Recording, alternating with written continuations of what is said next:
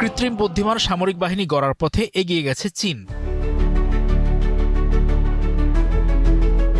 দেশটির মূল লক্ষ্য হল অর্থনৈতিক নীতির সঙ্গে জাতীয় নিরাপত্তা অগ্রাধিকারের সমন্বয় ঘটানো, যার প্রাণভোমরা হল উন্নত প্রযুক্তি ও কৃত্রিম বুদ্ধিমত্তায় স্বনির্ভরতা।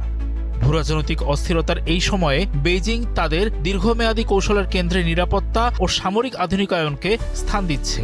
চীনের নেতৃত্ব উন্নয়ন ও নিরাপত্তাকে একে অপরের পরিপূরক হিসেবে দেখছেন।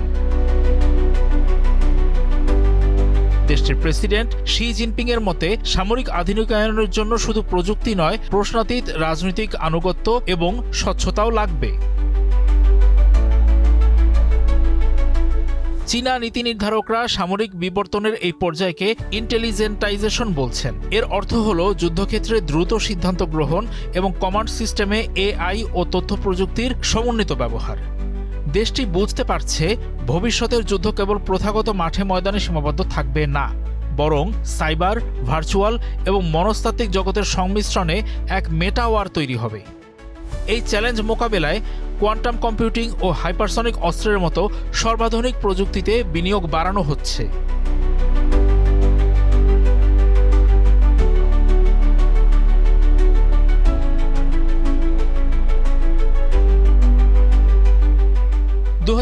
সালে চীনের প্রতিরক্ষা বাজেট প্রায় 7% বেড়ে $278 বিলিয়ন দাঁড়িয়েছে।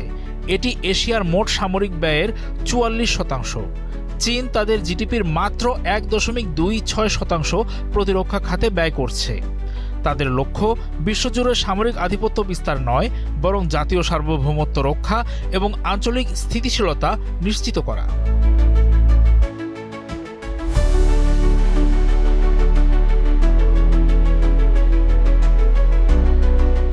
চীনের এই সামগ্রিক নিরাপত্তা দর্শনে তাইওয়ান ইস্যু এবং বৈশ্বিক সরবরাহ চেইন রক্ষা অত্যন্ত গুরুত্বপূর্ণ।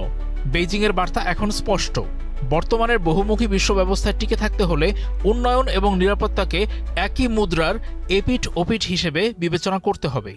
একটি অভেদ্য জাতীয় নিরাপত্তা প্রাচীর গড়ে তোলাই এখন তাদের প্রধান লক্ষ্য।